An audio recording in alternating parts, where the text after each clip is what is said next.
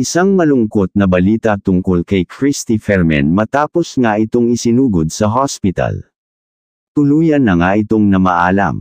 Mamamaalam na siya sa kanyang show sa TV5 matapos nga itong tanggalin na ng naturing network. Ayon kasi sa balita, bumaba lalo ang rating sa kanyang show dahil wala na umano masyadong nanunood rito. Isa din sa dahilan ay hindi na niya magampanan ang kanyang trabaho dahil sa kalusugan.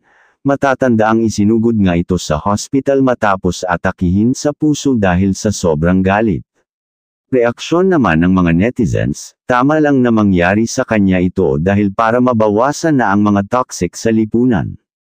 Kilala kasi si Christy Fermin sa nagpapakalat ng mga fake news kahit hindi legit ang kanyang mga source.